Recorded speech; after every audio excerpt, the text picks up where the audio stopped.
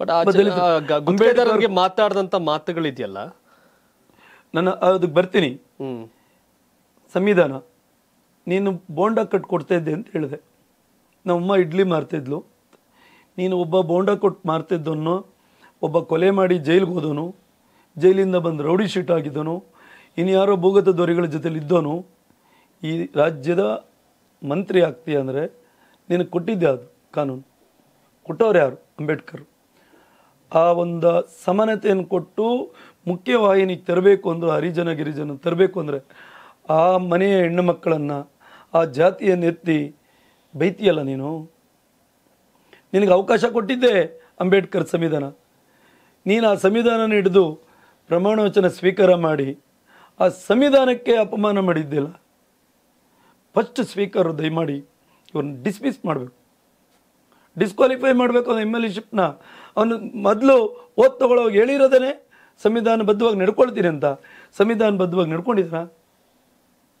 ಒಂದು ಸಮುದಾಯದ ಮಗನ ಕೂರಿಸ್ಕೊಂಡು ನಿನ್ನ ನಮ್ಮನ್ನು ಕಳಿಸು ಅಂತ ಕೇಳ್ತಾನಲ್ಲ. ಜಗಳಾಡೋವಾಗ ಯಾರೋ ಜಗಳಾಡ್ಬಿಟ್ರೆ ಬೇರೆ ವಿಚಾರ.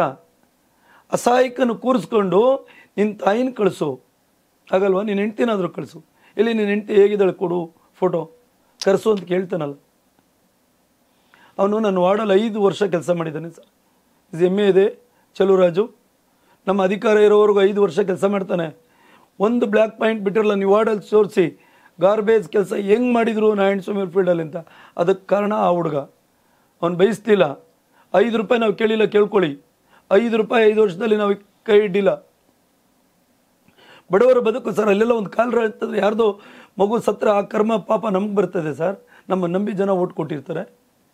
5 ವರ್ಷ ನಿಯತ್ತಾಗಿ 5 ಗಂಟೆ ಬಂದು ನಿಂತು ಕೆಲಸ ಮಾಡಿಸೋಣ ಸರ್ ಆ ಹುಡುಗ. ಅಮಾಯಕ. ಇವತ್ತು ಅಷ್ಟು ಚೆನ್ನಾಗಿ ಕೆಲಸ ಮಾಡಿದ್ರು. ನಮ್ಮ ಎಲ್ಲ ಕಮಿಷನರು, ನಮ್ಮ ಜಾಯಿಂಟ್ ಕಮಿಷನರ್ ಬಂದು ಲೆಗ್ಗೆರೆ ವಾರ್ಡ್ ಥರ ಇರಬೇಕು. ಒಂದು ಕಂಪ್ಲೇಂಟ್ ಇಲ್ಲ.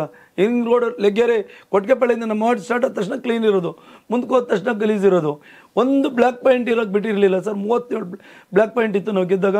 ಲಾರಿಗಳ ಲೆಕ್ಕದಲ್ಲಿ ತುಂಬಿ ಓಡಿಸ್ತಾ ಅಂಥ ಹುಡುಗನಿಗೆ ಅವತ್ತು ಬೈದಿರೋದು. ಕೊನೆಗೆ ಅದಕ್ಕೆ ಮೊದಲು ಸುಮಾರು ಸರಿ ಕರೆದು ಬಟ್ಟೆ ಬಿಚ್ಚಿ ಕೂರಿಸಿ ಚಲುವರಾಜನ ಹೋಗ್ತಾರೆ. ರಾತ್ರಿಗೆ 10 ಗಂಟೆಗೆ 11 ಗಂಟೆಗೆ ಎಲ್ಲ ನಿಶ್ಚಯ ಇರಿಸ್ಕೊಂಡ್ಬಂದು ಅವನ್ನ ಬೈತಾರೆ.